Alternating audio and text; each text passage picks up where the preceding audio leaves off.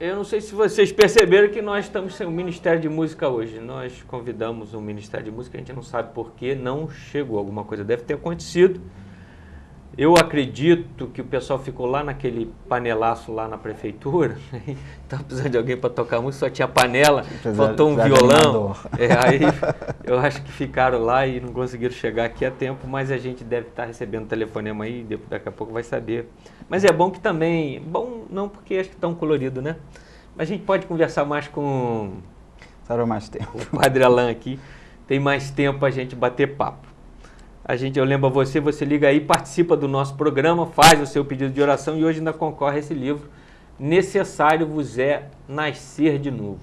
Aliás, Padre Alain, a gente estava conversando aqui no intervalo e você falou que a sua primeira experiência de Deus foi com... Foi muita tenridade. Eu tinha em torno de 8 anos e a nossa família tinha muitas brigas, né?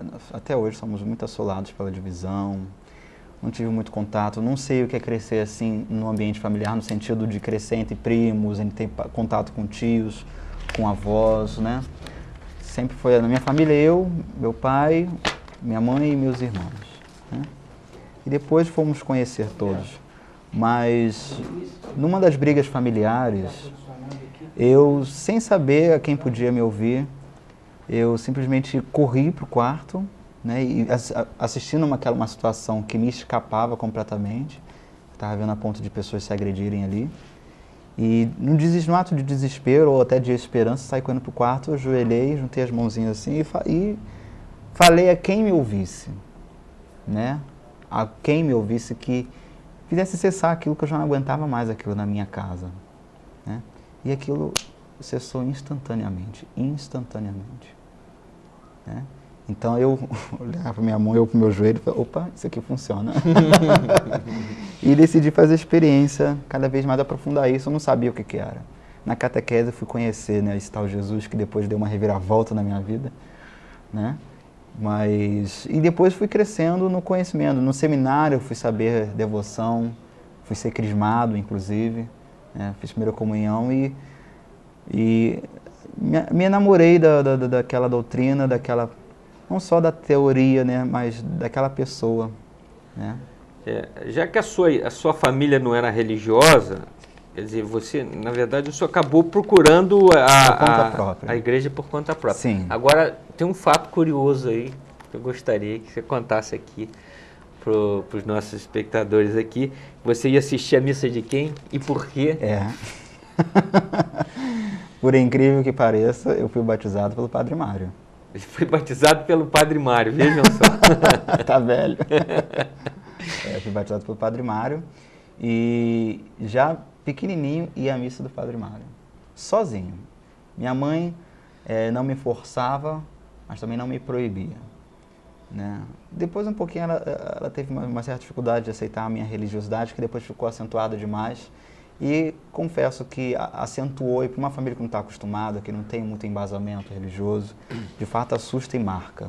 É muito sobrenatural demais para que eles compreendessem, escapava a capacidade deles de inteligir, né?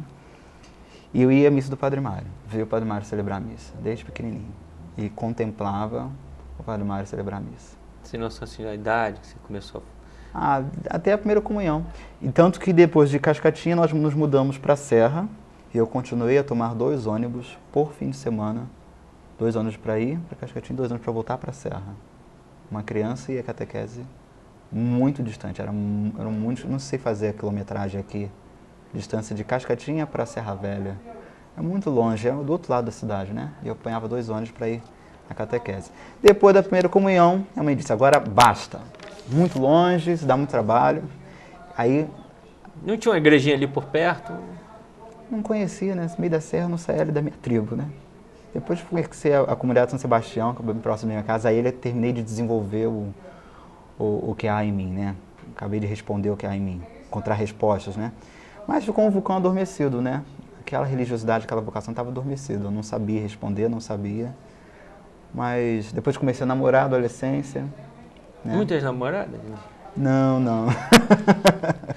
2 namoradas. Uma, um namoro de criança, né? A coisa de beijar e mandar cartinha. E a outra mais séria, assim, em casa, de levar em casa, aquela coisa. Durou um tempo razoável, e só que Deus me reservava coisas melhores, né? Aí, seminário, como é que aconteceu isso? É. Trouxe fotos aqui? Não, Não, de seminário, de entrada no seminário, infelizmente não trouxe. Mas, vamos lá, quando eu tinha 16 anos, eu estava namorando, inclusive, fui fazer um curso de Cristologia em Cascatinha, né? Tudo começou ali, foi a parar com onde eu dei o primeiro passo, né? Por isso eu tenho uma dívida de gratidão ali. E onde eu recebi o batismo, onde eu me tornei filho de Deus. Fui fazer um curso ali de Cristologia, chamado Fé e Doutrina, muito bom por sinal. Só que era um molequinho, né? Fui disparar depois da adolescência, mas até a adolescência era muito miúdo, era o menor da turma, o mais magrelinho, mais chinfrim. E aquela turma de gente casada, de gente idosa, de terceira idade, uma turma boa fazendo o curso. O padre Gilson avistou ali um moleque tomando nota de tudo, da respiração dele. Eu era sempre muito interessado, né? E ele almoçou do meu lado propositalmente para me lançar o convite. Padre Gilson, o nosso Monsenhor Gilson. Nosso Monsenhor Gilson, reitor. E eu disse que não. No início o convite dele me soou mais como uma afronta, né? Porque para mim eu não tinha ideia o que era ser padre. Para mim dizer ser padre era dizer, você vai ter que sair de casa, terminar teu namoro. E eu disse para ele que não, em hipótese alguma. Mas ele pediu ao menos o endereço para que as cartas fossem chegando, e as cartas foram chegando paulatinamente.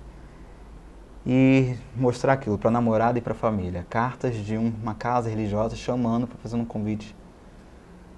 Para ir lá conhecer. Para ir lá conhecer. Bastou um dia eu peguei aquela carta, abri e falei, pô, estou indo conhecer para esses padres pararem de pelo menos me perturbar. E fui conhecer e fiquei. Foram 4 meses de visita, a gente vai uma vez por mês, no encontro vocacional. E bastaram 4 encontros, né? Comecei no segundo semestre, já no final do ano. No 4º encontro eu estava decidido e os padres já queriam a minha entrada, meu ingresso em janeiro do ano seguinte, em fevereiro. E a namorada? Ficou triste, mas a gente terminou. Não foi a razão pelo qual eu comecei a fazer o encontro vocacional. Nós já tínhamos terminado um pouco antes, né? Foi uma curiosidade, o seminário foi uma curiosidade, né? E a família? Um susto, um baque. Era como se um raio tivesse caído em casa. Levaram um susto, a notícia foi um susto. E até os 8 anos de seminário foram cada ano que eu voltava, cada férias que eu voltava para casa com as malas, era um susto para eles o fato de querer voltar. Eles não estavam levando muita fé, não. Assim, minha mãe sempre acreditou muito em mim, sempre acreditaram no meu potencial, mas assim, pensavam que era mais um fogo de palha. Vai acabar lá e depois volta. Vamos ver, ele não vai ter muita... Porque é uma vida de fato muito exigente, sabe? Quantos anos? Eu tinha acabado de fazer 17 anos. Era muito moleque, muito moleque. Terminei no seminário 2º grau, né? Já fiz a primeira comunhão, aí já tinha uma pequena participação de igreja, porque já ia missa todo domingo, já na minha comunidade, no meio da serra, né? E ali já ia missa, já ia encontro de adolescente. E já tinha feito o primeiro encontrinho de igreja, esse encontro de ficar um final de semana, né? Então já era assim, uma espoleta religiosa, né? Já tinha uma liderança, já restava os adolescentes comigo. E isso assustou um pouco dentro de casa, é óbvio, é mais do que natural. Minha mãe dizia que me tolia, religiosamente falando, porque queria que eu tivesse responsabilidades em casa. Então no dia que eu deixava de fazer alguma coisa, esqueci de jogar o lixo fora, esqueci de uma tarefa, não ia à missa. De castigo. Porque era a única coisa que aquele moleque gostava. Castigo né? lá em casa era diferente. Mas esse moleque não gostava de... ir na missa pra aprender, ser um moleque sem vergonha. É porque eu não gostava de videogame. Não era de rua, não era de bagunça, não era de balada, né? Vamos tolir, né? Acho que ela leu aquele livro A Arte da Guerra, de Sun Tzu. Vamos tirar o que ele gosta. E a única coisa que eu gostava era a missa. A semana toda à espera de um fim de semana, de um encontro, né? À espera de um encontro. E voltava da missa, né? Radiante, chegava em casa. E para mim era inconcebível como eles não conseguiam sentir e experimentar o que eu sentia e experimentava. Mas sempre os entendi e sempre soube respeitar os passos de Deus também, porque Deus respeita os nossos, né? Deus tem um plano e nunca desisti deles. né? E nunca os desprezei ou então os menosprezei por causa deles não viverem a minha fé, o meu potencial, né? Aí ia rezar, para não ser visto rezando, ia rezar num galeiro no fundo de casa, rezava com as galinhas, com os patos, criava macaco, criava porco. Macaco? Até macaco eu criei, 4 macaquinhos. A minha casa era um zoológico e cresci como Mowgli, foi a mesma coisa. Uma pequena tanguinha assim, e pegava os cipós, caía de cipó, me furei muito em espinho de meio de mata dentro. Assim foi a minha infância, foi uma coisa bem Mowgli mesmo, graças a Deus. E com 17 anos, falei, estou arrumando minhas coisas, estou indo para o seminário. Verdade. Foi um susto bem grande, tanto que meu cunhado levava a minha irmã ainda era católica, hoje ela é wesleyana. A minha irmã estava realizadíssima, ela era a única que curtia a minha vocação assim, me exibia para todo mundo como irmão que vai ser padre, né? E na entrada do seminário o portão é automático, o portão fazia assim, né? E ela disse ao meu cunhado, as malas atrás, eu, ela, minha irmã, meu cunhado. E quando aquela porta se abria, a gente avistou aquela rampa enorme, o seminário tem uma rampa bem íngreme, né? E ela disse, para esse carro. Falei, pronto, agora ela vai surtar, vai botar fogo, ela vai tirar algum arco e flecha, vai... E ela disse, nós ainda não subimos, nós ainda não entramos. E você ainda não entrou para o seminário. Você tem certeza que é isso que você quer? Meu filho. Eu disse, pode continuar esse carro, porque é isso que eu quero. Entrei, aí começou essa aventura, chamada sacerdócio. Então nós vamos falar no próximo bloco, a gente já vai dar uma paradinha para os comerciais, mas a gente fala no próximo bloco da vida de seminarista. Vida de seminarista. Que é um negócio bom, né? É. Então, a gente vai dar uma paradinha aí, lembre-se que você liga aí, participa do nosso programa e concorre ao livro Necessário Você Nascer de Novo e faz o seu pedido de oração para o último bloco, aí a gente tem um momento de oração. A gente volta com esse papo com o Padre Alan, no próximo bloco a gente vai dar uma paradinha, mas a gente volta logo.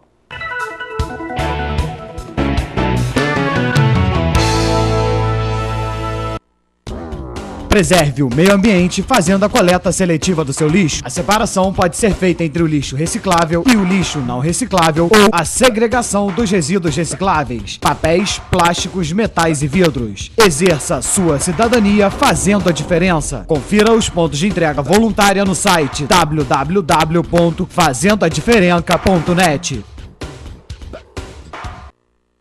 ABIN Administradora. Há 30 anos no mercado de administração de condomínios, a ABIN Administradora oferece ao seu condomínio uma administração transparente e segura, com profissionais capacitados para assessorar o síndico no seu dia a dia. Deixe que os problemas do seu condomínio sejam resolvidos pela ABIN Administradora. Administração de condomínios, locações, venda de imóveis. Avenida Feliciano Sodré, 1178, na Várzea.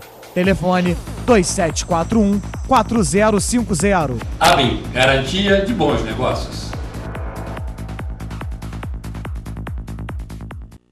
São José Ortopédicos, a única empresa da região realmente capacitada para a produção de próteses e aparelhos ortopédicos sob medida.